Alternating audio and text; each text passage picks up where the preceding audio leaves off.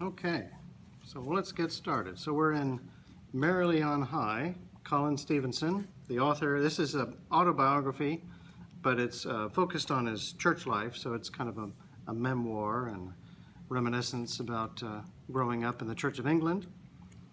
And we're going to do the first two chapters. Chapter 1 is Henfield, and that's where he's from. And we have a picture of the church there. It's a very simple country church. I forget, it goes back to the 1200s or something maybe. So it's old, it's surrounded by a churchyard, as you often see back in the old country. And so these are his observations. I'll mention page numbers. I think all the editions are the same, but if not, I am in the most recent republication where Gordon Reed has the new preface in the front. So Henfield, as I mentioned earlier this morning, I read an excerpt at our Bible study. He talks about how he was subbing for a priest one time, and this priest was very old-fashioned, so old-fashioned that he had not put electricity in his church. So he says, I preached for one this autumn in his church, not far from a large industrial town. This is page 9. And in the 40 years he had been incumbent, he has put electricity in neither the church nor the vicarage. The whole experience reminded me vividly of clerical life as I knew it in my boyhood, and I had forgotten how comfortable it was.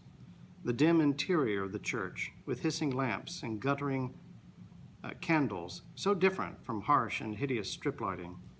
The open fires in every room of the vicarage, and the sitting long over a boiled fowl and a bottle of claret while discussing church politics in a very party fashion reminded me of an age which had passed. Hello, Mary Ann. Welcome. I'm glad you're here. Hey. Mary Ann.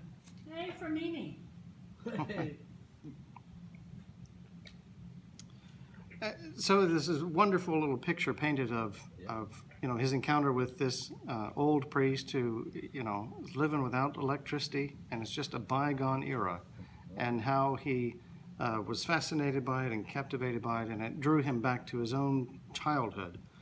I forget when he was born, around at the turn of the century, something like that. But it's not before electricity was invented or something like that, but probably before it got around to him, or he remembers there were some places that had it and some places that didn't. Like you remember when some places, had air conditioning and some places didn't, or some places had a phone or television, some places didn't, and so on. He says, it was a comfort to feel that these things have not completely vanished, for I'm sometimes tempted to think that the Church of England, in which I grew up, has disappeared entirely. And so part of this really is a lament in some ways. I mean, it's very much a jovial and belly laugh kind of reminiscence about all these quirky things of the Church of England, especially its Anglo-Catholic wing. But it's also a bit of a lament about we've lost the faith, we've lost the energy, we've lost so much. But it's not just a matter of we got to go back and get the old days.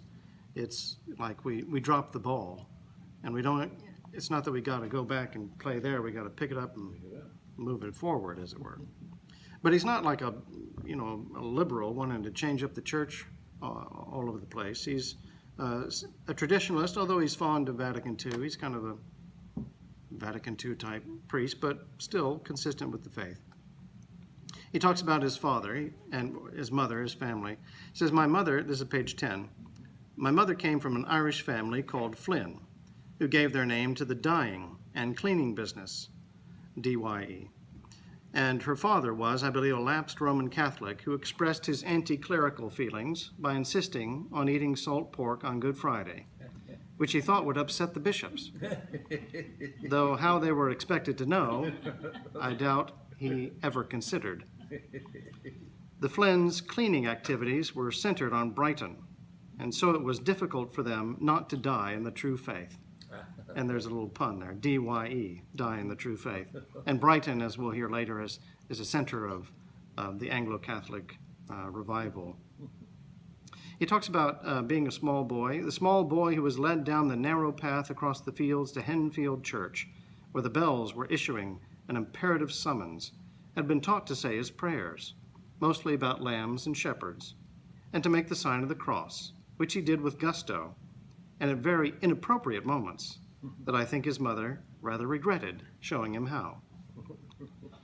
My father, he says, was one of the church wardens, so I think that I must have been taken along at an earlier age than most children, for it was not then usual for parents to bring babes in arms, and it would have been thought rather irreverent to carry them to the altar rails, as is now quite common.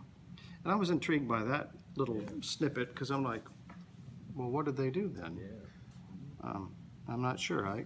We are familiar in our own day with the kind of more upper crust type of parish where, the children are supposed to not be heard.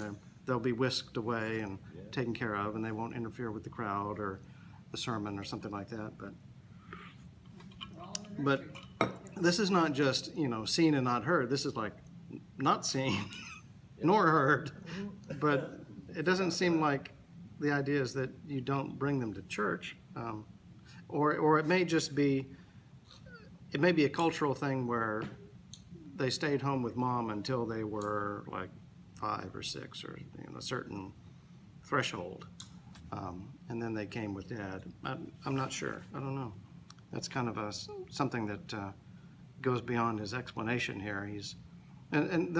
Of course, he's writing to a British audience, and he's writing to an audience of a certain era, so some things are not explained. Although he does stop and explain some things, like he'll mention, for an American audience, you probably don't understand how bizarre this is or something. It's interesting, he talks about his own church in Henfield, middle of page 11. The churchyard is full of tidy clipped yews, and the church itself is mainly, 12th century, with a fine square tower on top of which spins St. Peter's cock as a weather vane. Inside, it has much been restored at the wrong period. There was too much money in the South when Victorian ecclesiological enthusiasm was at its height. And this really got me, the next paragraph. I think it is the smell inside which I recall most vividly. That unmistakable Anglican smell, compounded of gas, of course it's gas lighting, old hymn books, hassocks, and surplices, all permeated with the fumes of the coke boiler, the heat from which came up through rather frightening gratings on the floor, down one of which I almost lost a precious marble I had taken out to beguile me during the most tedious and incomprehensible phrases of the litany, always sung on the first Sunday of the month. And the smell got me because I remember, the church I grew up in had a particular smell. And it wasn't, if I had to describe it, it was something chemical, but not like in a bad way. It was just identifiable, it was unique. And I think it was the floor polish, because I walked into a bank in Waco in college, and immediately I was a little boy in the foyer of the big church where I grew up, because it was the same exact smell. And you probably had situations where you encounter that, where some unique smell just takes you back to a moment in time. And smells have that ability to really imprint with memory in ways that other things don't. In the middle of page 12, he talks about the quirky cultural things about how stuff gets stuck. And it says, this conservatism, this unwillingness to alter the church, seemed to extend to everything that had got into the church by way of ornament. Although I did not know such things at the time, I came to realize that the high altar was very lamentable. It was too small, had an ugly brass cross, and was surrounded by rather badly carved woodwork of debased Gothic design. Yet any suggestion that it should be replaced roused passions to fever pitch.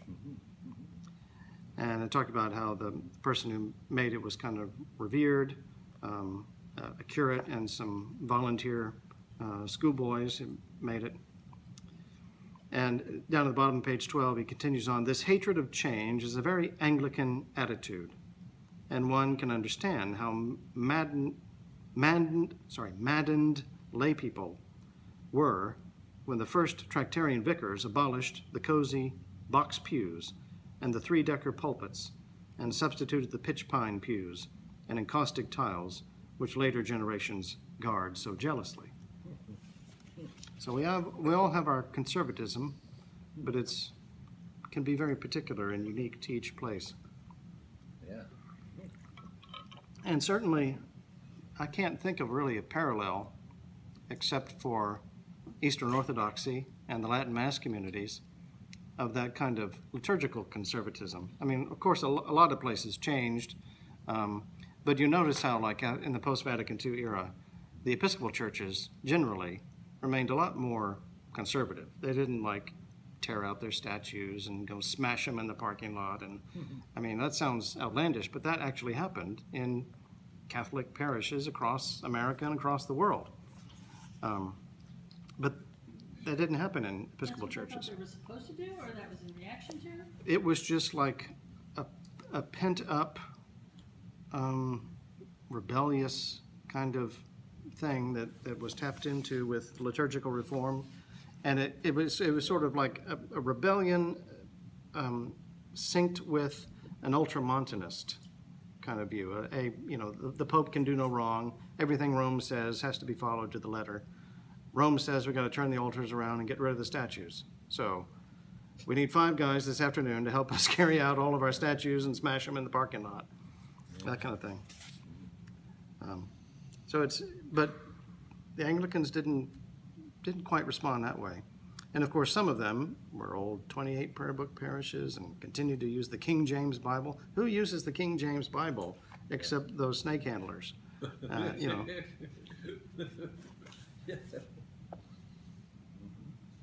He talks about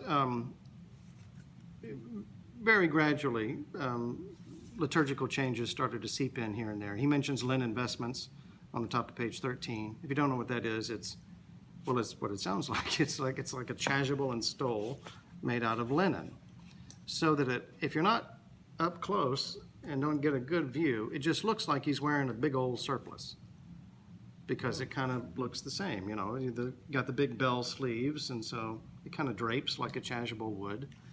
And so it was kind of a way to sort of sneak in some of this Catholic stuff when, the suspecting Protestant eye was not as vigilant.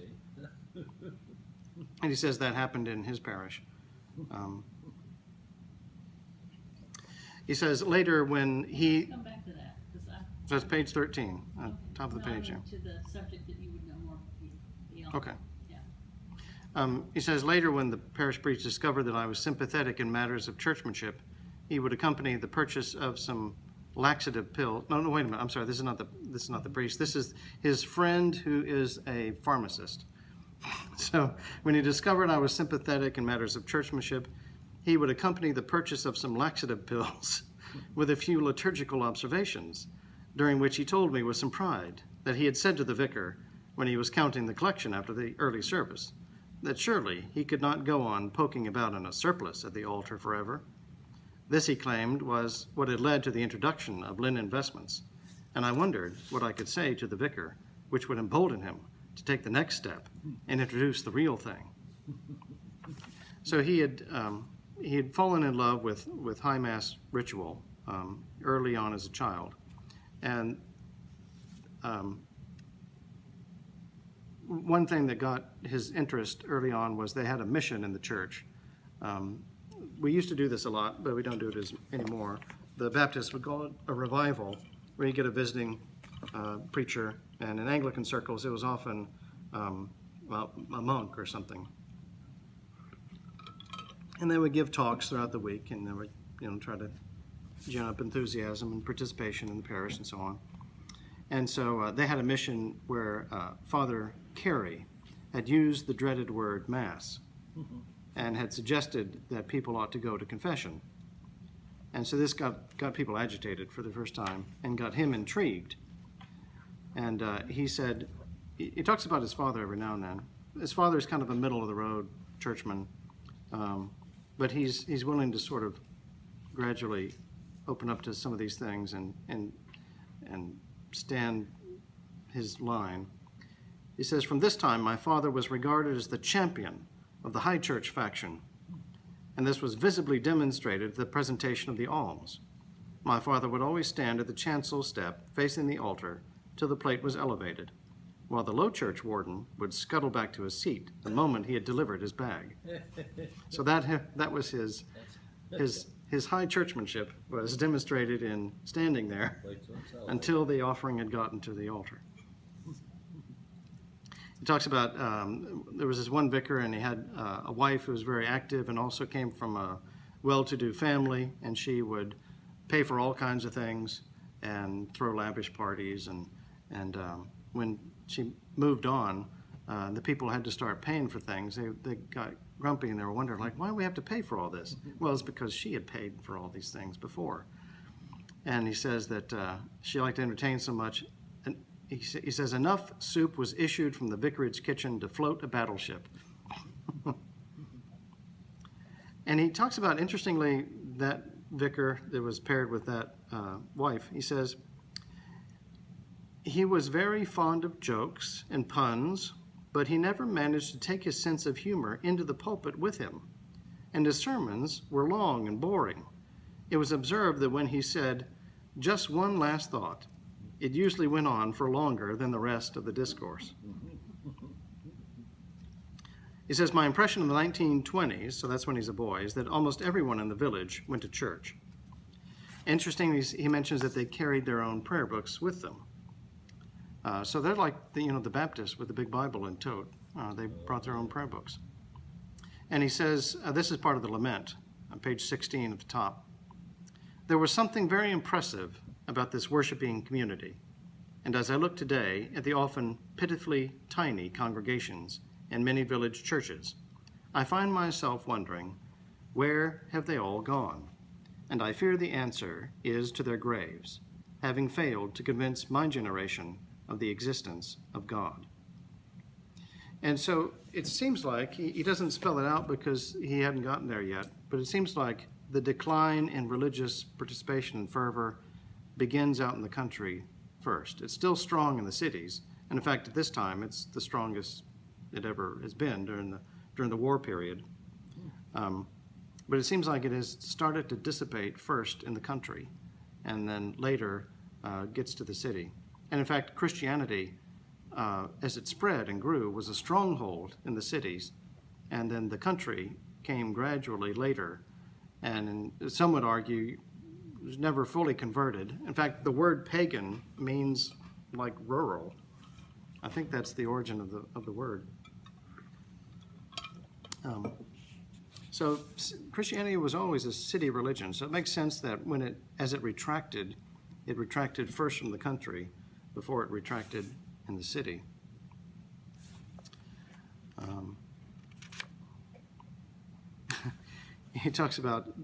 He says, in my little village, there were only 3 churches. There was the Church of England, and there was the Nonconformist Methodist Chapel, and then there was one called Rehoboth Strict Baptist Chapel. He says, but it appeared to be so strict that I never once saw anyone go in or out of it. And he mentions how, back in those days, that people didn't visit each other's churches. They didn't set foot. And it wasn't just a Catholic Protestant thing. It was, the Methodists didn't visit the Anglicans didn't visit the Baptists, It wasn't just that they poked fun at each other. There were really some distance between each other. And then he talks about there was finally somebody who moved to town who was a Roman Catholic, and then it was a person who had some means, and they put up a little shack chapel, and then they got a Belgian priest who had come over there during the war and stayed. Father Van, he was known, was simple, friendly, and patently holy, so that all the village came to love him, and he did more than anything to break down the prejudice that there was against the RCs. They were treated, indeed behaved, very much as a race apart. And so he darkens the door, so he crosses the boundary of stigma there. And he peeks in, and it says he was enwrapped by the smell of incense that was lingering there and the little candles. So just like all the movies, you see a movie and they go into a church and there's incense wafting and there's 100 million candles lit and there's somebody gently playing on the organ. Like this goes on 24 hours a day,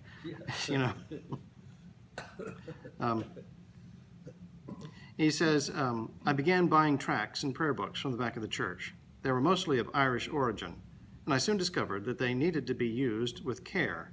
For in the middle of reciting an effusion in honor of the Sacred Heart, I turned the page and discovered in time that I was about to take a vow of abstinence from alcoholic liquor for the rest of my life. So you got to be careful what you're praying there. You got to look ahead. And he talks about how it never occurred to him for a moment to become a Roman Catholic, really going down to the root of, well, that's them. I can't become one of them. I'm one of us. It's like, and in fact, the English view on Roman Catholics was very much, well, they're the foreigners, and they joked about the new establishment of the Roman Catholic hierarchy in England was the Italian mission to the Irish. It's just immigrants passing through from one minister to the other. And he says there was a monastic type community nearby, Cowfold, Carthusians who were hermits, and they were, I think, chased out of France when their religious orders were suppressed. And they're collective hermits. They're like a monastery in embryo. So they all live in their separate cells, but they come together for worship on Sundays and feast days. They keep silence except for their weekly walk. So he had encountered them walking one night. So they're going through the woods, and there's these, all of a sudden, these people in robes, and they got long beards and shaven heads. And he thought it was the most bizarre thing. So he follows them to check it out. And he gets to know one of the brothers, I guess you'd say. And he says he was much amused by my youthful enthusiasm and endless questions, and he was quite uninhibited in asking why I did not belong to the true church. He also told me he was going to perform all sorts of penances for my conversion. And, I've always found it strange, and Colin Stephenson is of the same mind as I am. I've always found it strange when people are insulted or taken aback or put off by people trying to convert them or saying that they want them to convert or whatever, to anything. Because I figure somebody really wants you to spend eternity in blissful happiness with them. How is that an insult? I mean, you may not agree with what they're selling, but how in the world is that an insult? And he talks about there were paintings in the chapter house which depicted with great realism the suffering of Carthusian martyrs at the Reformation. And he says, Brother Francis would describe the act of disemboweling with apparent relish. Yeah. And that was intriguing to me because, we kind of lose sight of that over here in America. But in the old country, this is a part of their history. And, it really does go back to us and them, because they have their martyrs and we have our martyrs. And they both were horribly killed unjustly. And, so there's like a family feud that's a part of our own history. And it takes a long time to really overcome that. It really hasn't been until very recently that those kind of stigmas and party feeling is subdued. Unfortunately, is also subdued with faith in its entirety. So people don't bother so much about other people's churches because they don't attend their own. So, interesting. He reflects a moment on death because there was a brother who had died, and he was visiting there and got to go in and see when they had him laying in state, I guess you'd say. In a vigil of prayer, and he's like in an open box, and it's not a casket, because he's not going to be buried in it. They're just going to bury him in the ground, just his body. But I guess they keep this around for when they die. They keep them there for the funeral rites and so on. And he says, I suppose it was unusual to subject a young boy to this experience, but they seem to regard death as so natural that I was not nearly as upset as my mother when I described the whole thing to her on my return home. I can imagine. So he has a very healthy view of death, and he has this early boyhood encounter with this monastic group, and that kind of stayed with him, because he'll end the whole book, I think it's at the end, by talking about Mount Athos and the monastic experience out there that he had encounters with. And the second chapter is called Brighton. So this is where we get introduced to St. Bartholomew's, or lovingly known as St. Bart's. And he says, he lays it out from the beginning, that it was basically a conversion type experience for him. I mean, he grew up in the faith, but this was a tremendous awakening. And I can resonate with this. That I didn't have a single moment like this, but I can certainly resonate with the feelings he describes.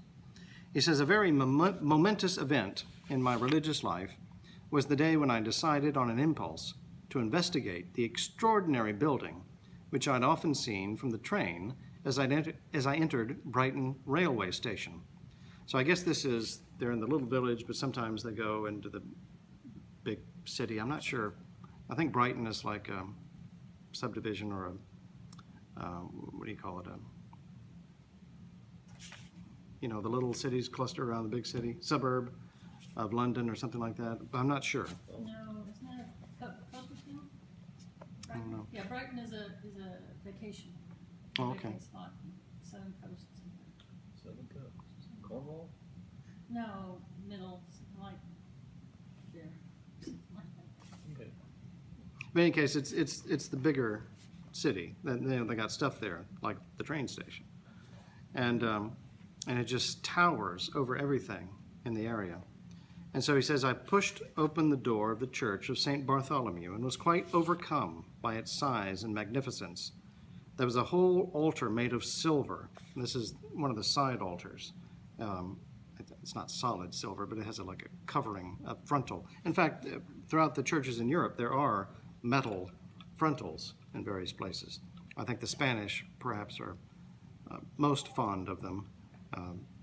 That's one of the things they did with all that gold they brought back from the New World, is they made things like that. So there was a silver altar. He says, like something off my mother's dressing table. And the high altar was so vast that I imagined elephants might come in from either side and look like poodles. Along the sides were great confessional boxes, which seemed as if the royal pavilion had had puppies, and the Stations of the Cross were half life-sized.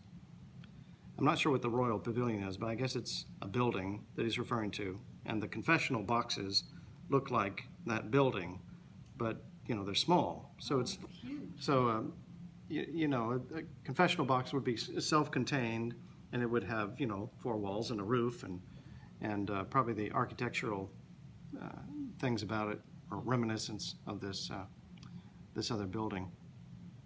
And he had that little encounter with that Roman Catholic chapel where he was that was new, and so he asked a lady sitting in the back, "Is this a Roman Catholic church?" And to my surprise, she looked rather cross and said, "No, it's not. It's Church of England."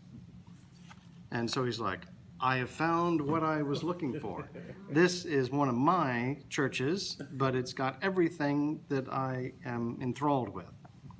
So he says, in a moment, I was completely won over without any intellectual difficulties, and knowing nothing whatsoever about it, I thought to myself, this is the religion that I'm going to have, and I shall come here to church. And so he talks to his mom, and his mom had been there before, and she was familiar with it, and she would take him to church from time to time. I'm not quite sure how frequently. She said one of the best time to go is in the high festival days, because they have an orchestra that they bring in to augment the choir. And they're always singing fully concerted mass settings, Mozart and Victoria and all of those. She talked about, let's see, bottom of 24. Oh, this was, she was relating a story about Father Wagner. Father Wagner is the vicar at St. Bart's, and he had been mildly famous because he'd been part of a trial, because I guess somebody had confessed to him a murder, and he wouldn't testify or something like that. So that kind of brought confession in the Church of England into the public eye and created some hostility from more nonconformist elements. So she said, when she realized that I had become interested, she would sometimes tell me disjointedly reminiscences such as that once when she had been to St. Paul's Church, West Street, a hostile crowd had thrown mud at them as they came out from the service. She did not seem to remember why this demonstration had taken place, but I think it must have been at the time when a murderess at her trial had revealed that she had been to confession to Father Wagner some weeks before, giving herself up to the police, and Protestant propaganda represented St. Paul's as a den of iniquity. And people referred to going to St. Bart's as like going to the Sunday opera. And in fact, the director of music there, Mr. Wardle or something like that, he mentions it later, I think. That was kind of regarded as his church. And he was the one who wrote a lot of music, and he would take like opera tunes and incorporate them in his compositions and things like that. That was very popular in Italy, as I understand. And there was debate about, how much opera should we let into the church and how much is appropriate, and the whole thing about vibrato and singing, There were some who that was just beyond the pale, and some who thought it was just fantastic. So you can make really an analogy, although it's horrible, to bringing in kind of like rock bands as your worship leader in your contemporary church today. And people would say, no, that's not fitting for church. You need a choir and an organ, a piano or something. But opera and vibrato, those were all the fashionable things of the day. He describes discovering sort of what it is that he has found on page 25. He says, Arthur Wagner, the priest, was in fact the apostle of Anglo-Catholicism in Brighton. With my discovery of St. Bart's, I began to learn about the movement in the Church of England which had brought it into being. Put briefly and crudely, the history as I picked it up was as follows. The Middle Ages were the high point of Christianity in England. The Reformation was a complete disaster and deprived the ordinary Englishman of the full practice of the Catholic religion, which was his by right. A small group had remained in communion with the Pope and were called recusants. They were brave but wrong-minded. For 200 years, the Church of England had got deader and deader, and the sacraments had fell into disuse. Then a gallant group of men in Oxford decided to change all this, and they were subjected to terrible persecution until one of them, called John Henry Newman, went over to Rome, taking a lot of other people with him. They were very wrong, but the blame lay with those who persecuted them. A very brave old man called Dr. Pusey endured everything and gathered around him a lot of daring young priests who began to have the right sort of services and to convert people to believe the right things. There were others, called Protestants, who did their best to stop them and even got the law changed so they could send right-minded priests to jail, which they proceeded to do. Almost all the bishops were Protestants and could not be trusted. However, the fight was still going on, and Anglo-Catholics were right, and everyone else was wrong. And so he said, this is a bit oversimplified and not always correct, but that was kind of, what he started with when he was growing up. And it brought to mind some things at the end there. What's his name? Famous Catholic priest, well, Anglican first, and he put out a Bible translation, and it'll come to me in a minute. Anyway, he was joking about the distrust of bishops, and he says, remember that the symbol of a bishop is a crook, and the symbol of an archbishop is a double cross. And I remember John Broadhurst talking about when he was, because he had always, had to deal with rough relations with his own bishops, and then he was appointed to be a bishop, and he said he put on his purple cassock and caught a glimpse of himself in the mirror for the first time, and the immediate thought that went through his head was, I don't trust you.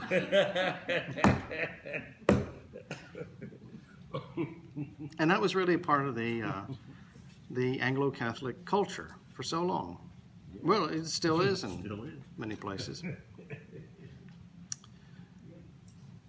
He talks about how his mother had sort of a puritanical strain in her, in that, like his dad would remain standing up front until the offering went up to the altar. He says his mother would not sit down during the singing of the Creed and the Gloria, which in those concerted mass settings would go on for 10 minutes or something, and usually everybody sat down. And so the clergy would recite, the Creed and the Gloria at the altar, which would take, 1 minute or something. And then they would go sit down for the other 9 minutes to let the choir finish. And everyone watching, when they saw the clergy sitting down, they would sit down. But he said there was a few of them that thought that was inappropriate, so they would stand. So amongst everybody sitting down, there would be 5 or 10 scattered throughout the congregation that were standing. And that makes me think about seminary, that there were some standers that would not kneel during the Eucharistic prayer. And I remember one time I had a stander that was assigned a seat right in front of me. So, it was her behind that I had in front of me because I felt compelled to kneel. He talks about the grand scale of St. Bart's, and that where's a good picture here? So you can see, and I can put this on the video later. So here's the altar here, and here's the tabernacle, and there's a piece of marble that comes up here, and that's where the altar cross sits, and there's a row of tall candles at the bottom. There's also a row of tall candles on the top here, and then there's a space behind that, and there's a kind of mosaic or fresco or something. But anyway, and there's a big baldacchino over the whole thing. On the side, there are steps going up to this ledge here. So there's this marble ledge over the altar. So it was too high, too tall for the acolytes to light the candles, so they designed it so they could walk up the steps in the back to this ledge and light it from, halfway up. So I thought that was an interesting design. If I ever design a church, I'll probably put in something like that. But he talks about, just the kind of effect that this had from a viewer in the pew, that just communicated this massive scale. Sometimes you don't realize how big something is. Well, even from the top level, they're too tall. Mm-hmm. They're way too tall. Light with a drain. Well, it's amazing some of these really long tapers that they have to light those candles with. You see them a lot in the big old cathedrals of Europe and that sort of thing. This is lovely. I would love to see this. He says, Father, where does this get started here? Father Wagner must have been a man of extraordinary imagination. This is page 27. For he brought into being these basilica-like churches. And when the Brighton Corporation, horrified by I guess the Brighton Corporation is like the city council or something, horrified by the height of St. Bart's, refused permission for another building of the same proportions, he excavated for the Church of the Resurrection, so that one entered at the head of a mighty flight of steps. So he wasn't allowed to build it tall, so he dug into the ground to get the same height on the inside. So going into the building, you got to go down all these steps. And he said it didn't do well for the drainage. But he was independently wealthy and built a number of churches, extraordinary buildings. He says, no wonder his father, the vicar of Brighton, seeing his son pouring away the family fortune in these extraordinary buildings, prepared or preached from the text, Lord, have mercy on my son, for he is a lunatic. He says it was a time when texts were much used in this way, and it is recounted that once, when after some trouble, Father Wagner sacked both his curates, the sermon was preached on the text, Stay ye here with the ass, while I and the lad go yonder. I'm sorry I never knew him, for I owe him a lot for the monuments he left behind, and to a great extent formed my opinion of what the Church of England ought to look like. He lived to a ripe old age, having built churches with careless abandon, and founded a sisterhood, which in those days was a sine qua non for any Anglo-Catholic priest worth his salt. And then on the bottom of the page, he starts to describe the experience of seeing the big procession for the first time. I think his first visit was on Easter Sunday. And so he's talking about the large choir lined up in front of the high altar with old men carrying almost a dozen banners. I was told by some later vicar that these old men never appeared at any other time, but by some tribal instinct seemed to know when there was about to be a procession. In the distance, a bell tinkled, which brought us all to our feet, and by stepping out into the aisle, I could see the tops of candles being carried in front of the choir and the little black hats of the sacred ministers as they took their places before the altar. Although I did not know then that the little round hats with the pom-poms were called berettas, I immediately guessed that they were very special, for I had never seen any clergyman wearing one, and had not long before regarded them as the very hallmark of sound churchmanship. He says there was dramatic silence, only broken by the clank of censer chains as incense was put on, and a column of blue smoke began to rise. And then a rather cracked voice intoned, "Let us proceed in peace." But peace was not to be the order of the day, for timpani began to roll, and then with a crash of full organ and orchestra, the procession set off, singing "Hail the Festival Day" in a tumult of sound. I was held spellbound by all this, and delighted when they came past me, so that I could get a proper look at them. There was a smug little boy, even younger than I, who was carrying the incense boat, and I envied him very much, and determined that I would get his job if I could. And he talks about how his mom wouldn't let him do these things, and he was very disappointed about that. He says, my attention was not long held by the boat boy, for I was riveted by the thurifer and the censer. Every now and then he would swing it in a complete cartwheel, which I thought wildly exciting, and great clouds of smoke issued forth. To my great delight, he passed us. As he passed us, the whole thing burst into flames as a result of his over-vigorous swinging. I had no idea that this was unintentional, and deeply disappointed when it did not happen during the next procession I saw. And then he talks about the faces of the clergy. He says, at the end were the priests in their richly embroidered vestments and looking rather bored, which was the Anglo-Catholic liturgical face par excellence. And I remember, it's probably after discussing some of this, the upperclassmen in my first year in seminary had sort of an ongoing contest, because the seniors would lead the daily offices, and there was an ongoing contest to see which one could look the most bored and dreary and, blank-faced. And he also paints a wonderful picture of what it was like back in the day. They returned to the high altar, and for the first time, this is page 29, the great drama of the Mass was unfolded before me. Looking back over the years, I can see that I was right to be deeply impressed, for High Mass at St. Bartholomew's, Brighton, was indeed a very solemn spectacle and performed with great reverence. There was not much congregational participation, but we all went down like a field of corn before the wind at the Incarnatus and the Creed. At the consecration, there was a thrilling silence, only broken by the tinkling of the bell, when the host was elevated. The silence was all the more impressive after the ear-splitting volumes of sound during the singing of the Sanctus.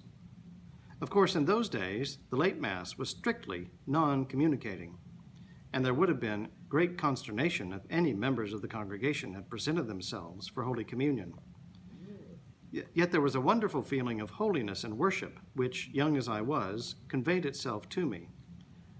Never from the moment was there any difficulty about getting me to go to church, and I loved every moment of it. Yeah, so it was the deal that the late Masses were non-communicating. And it was like you went to the early one to get your communion, and you went to the later one to worship. To enjoy the opera. Yeah. Okay. And I don't know if the Anglicans were doing it, but the Catholics would have, you usually didn't receive communion in Mass. You would receive it outside of Mass. I don't know if that would be the case for like a low Mass, but certainly the high Mass, you wouldn't receive in Mass because it would just kind of throw a wrench into the whole thing. So they're like, Mechanic stuff.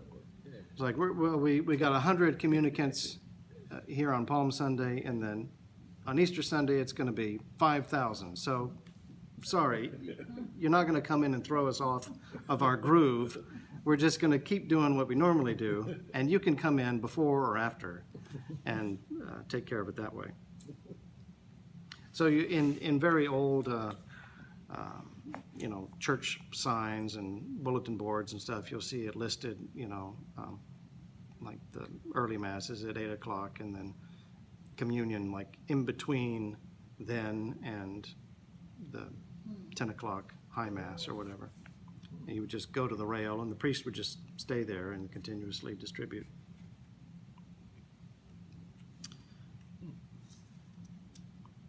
He comes back to a lament toward the bottom of page 29. He says, although I didn't know it, I'd stumbled upon Anglo-Catholicism at the height of its power as a movement. The mighty congresses of the 1920s were going on. The great centers were thronged with congregations, many of whom came long distances as we did, and really belonged to other parishes. Persecution on any large scale had more or less ceased, and there were even bishops who talked about Mass and wore Eucharistic vestments. Yet for all its triumphalism, it held within it the seeds of its own disillusion, which the disorganization of the last war simply accelerated. It had become Congregationalist and cut off from the mainstream of the Church of England, and rejoiced to have it so. It had thrown in its lot devotionally with the Baroque Catholicism of the continent, just when that movement was about to be discredited by the church of its origin.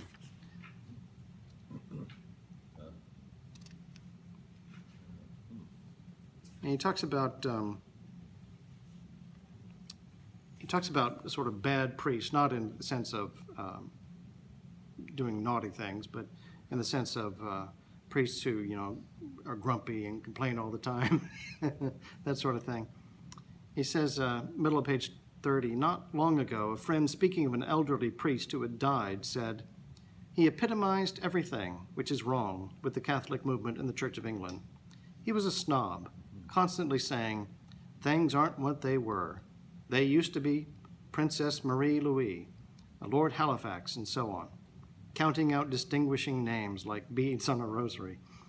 He was a gossip, always passing on malicious little bits of information about fellow clergy and denigrating any who seemed successful. He was quarrelsome with his parishioners, even sending solicitors' letters to several before he arrived in a parish.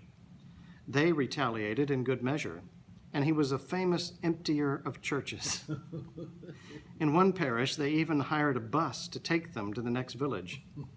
Of all these things, he was completely unconscious of any fault on his side, and would say peevishly in his old age, these young priests today have no love of souls. And then he talks about kind of the romanticism that was what allured him to this churchmanship, and also his growing awareness that it was something more unique than he thought, I guess.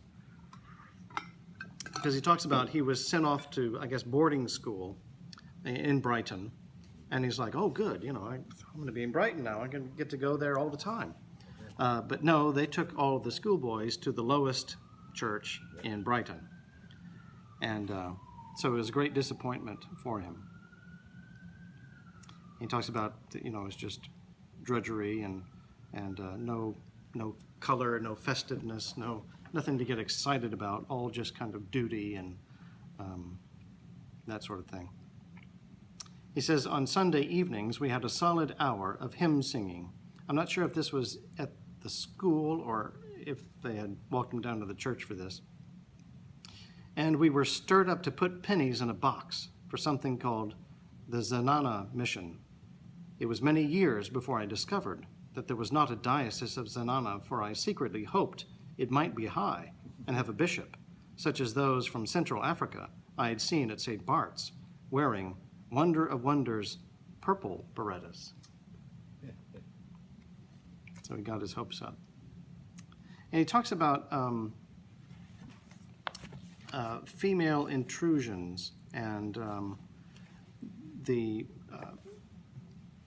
interesting ornaments in the church. He said, page 32, near the top, the pulpit was very tall. This is the low church that he's talking about. The pulpit was very tall with a winding staircase and on a level with the top circle. I guess that means there's a balcony, and so the pulpit goes like up really tall, so it's almost at where the balcony is. The only enjoyment I can ever remember having there was when a visiting clergyman fell down the steps, gaining speed as he descended the spiral. The altar was about the size of a writing desk and covered with red velvet, but I never saw it used, except as the resting place of an enormous alms dish. There was no cross or candles, and the choir mostly consisted of ladies dressed as if they were going to play Portia in The Merchant of Venice. Portia? Such female intrusions into the sanctuary were then confined to very low churches, and no one would have dreamed that we should live to see them in the cathedral of Anglo-Catholicism, All Saints, Margaret Street, where the elaborate music was sung by well-beaten and immaculately colored boys. A nostalgic picture recently published on the dissolution of the choir school showed them being taught by a priest who had a cane and a beretta on his desk. And then he talks about, on page 33, St. Hilary's, which was a little country church near St. Michael's Mount out in Cornwall. And it had a very enthusiastic and talented priest out there who had a great skill as a playwright. And it was just a little country church, but he was getting these people, these volunteers together to do plays. And he was artistic too, but I think his wife especially was the more visual arts, painting and so forth. So they painted a whole lot in the church, painted frescoes and things all over the place. Really beautified the place. And his plays got attention from beyond the town, and people would go there, and eventually they were on the BBC for like 15 years or something. And this became a place of kind of a battleground of persecution and the Protestant societies. And this was mainly not just because of the plays, although the plays were something that brought it to everyone's attention. But the priest had put in a whole lot of new ornaments in the church, new altars and statues and all these kinds of things. And he had never gone through the legal process to apply for permission to do these things. Because there's like a church-wide conservatory organization where you have to get permission for any changes because, almost every church in the whole country is a historic building. And he'd never bothered with it. He just put stuff in he wanted to put in. And so he aroused the ire of, what's his name? Where is it? Kensett, John Kensett. He started the City Protestant Bookshop interestingly, on the name of the street is Paternoster Row, Our Father Row in London, in 1885, and in 1890 he became the secretary of the newly founded Protestant Truth Society. From 1898 he organized resistance to the growth of ritualism in the dioceses of London and Liverpool, causing friction and disturbance wherever he went. And so his group had gotten a court order to have all of these things removed. And I think maybe the priest refused, and so the people, it's like, if the clergy won't do it, then we have the authorization to do it. So they went in and dragged out a bunch of stuff. But he slyly, like another priest in London, had replaced a lot of things with cheap imitations. So, he took out the fancy marble statue and put in a cheap plaster statue in its place. So they would take that out and go smash it up, and then he would quietly bring back the more fancy stuff. He talks a little bit about the sectarianism, and this is kind of like taking on the lament cue from before. He says, we, Catholics, ritualists, could always be distinguished in the village church because we genuflected at the Incarnatus and to the Blessed Sacrament. There was a great flutter when some newcomer went down, because we knew at once there was a new member of the clan. I was very shocked when I discovered that a great friend of my parents, who never came to church, had, when he lived in Brighton, been a keen member of the congregation of St. Bart's. When I texted him with this, he said that if Henfield Church was like St. Bart's, he would go. But as it was not, he preferred to stay away. This was the first time I'd come across the peculiar Anglican attitude of attaching oneself to a particular church or priest and just giving up the worship of God when they are no longer available. A weakness of the Catholic movement has been that lay people have tended to adopt Father so-and-so's religion together with his particular foibles, instead of being converted to the Catholic religion. For such people, their faith is like the house built upon sand. That's page 35. And that really hits the nail on the head for a lot of people. And I've, just imagining how things are in our current situation where, almost every church has an online presence and, does this right here. They put their services online, and so it's like you can get whatever you want. It's not going to be the same as being there in person, but, if you like Father so-and-so and his sermons who's in New York, you can just tune in and see him. And if you like that amazing choir in Philadelphia, you can tune in and hear that and, skip your parish church right here at home and just get what you want. And so it has the effect of playing into kind of a sectarian and consumerist approach to religion. Because we've long had a difficulty and a problem of kind of a consumerist approach. And basically that's what he describes when he was a kid. He's like, oh my gosh, I found this amazing church at the end of the railway in Brighton. I'm just going to go there every Sunday. I'm going to ride, I don't know how long it was, a 30-minute train ride and go to church there. And he went there because he didn't belong to that parish, but because as a consumer, he was buying what they had to sell, as it were.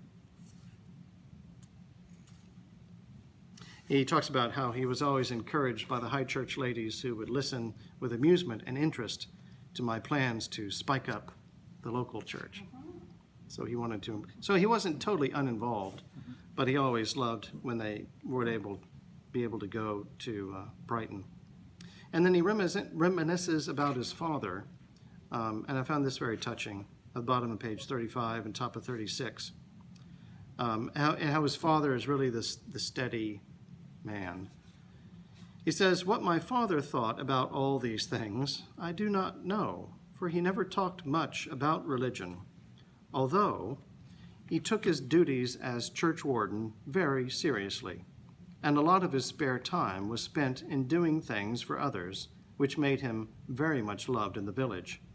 After his death, I discovered several acts of charity in which he had been engaged and about which his family knew nothing. It was his custom to go to Holy Communion on the first Sunday in the month. But when a new vicar started a parish communion, in other words, an every Sunday type of thing, which was rather unpopular in the village and known for a long time simply as the vicar's service, my father felt it his duty to back him up and became a weekly communicant. And so I was moved by his description of his father, that he was, not into the extravagance, not into the flowery stuff, didn't go to church to be entertained. The boy probably did more so. Maybe not totally, but he was definitely entertained and attracted by that. His father, the description of his father reflects upon the older days when enthusiasm was not something that was relished. It was more frowned upon. Enthusiasm was a bad thing, and duty was the main thing. And that really is a very Anglican approach to things. And that goes back forever in terms of the spirituality of England. Martin Thornton's wonderful book, English Spirituality, covers a lot of that ground. And it's the regularity and the kind of Benedictine homeliness that's the mainstay of English spirituality across the centuries. And it was his custom to go to Holy Communion on the first Sunday, but it was also his obligation and his duty as a church warden to, back the leader's play and support him. And so he was willing to alter his own spirituality out of a sense of duty. And so that really kind of characterizes his father in terms of who he was. Well, we'll leave off there. That's basically the end of the chapter. And next time we'll do, basically each time we'll do 2 chapters. So the next one is Cranley. Any thoughts? Things to reflect upon, observe, Well, share? all things to make for nice, interesting discussion. Did Angie show up? Angie? No. Okay. I got Barbara and Marianne. I'll text Angie tomorrow. Like the, Yeah, I sent Terry email link, but I didn't know who else I should send a link to. And I put it in the newsletter, so it went out to everybody. So next time we have Cranley and Oxford. It's probably when he's getting into college age or something. All right, well, we'll end the video. Thank you so much. Tune in next time.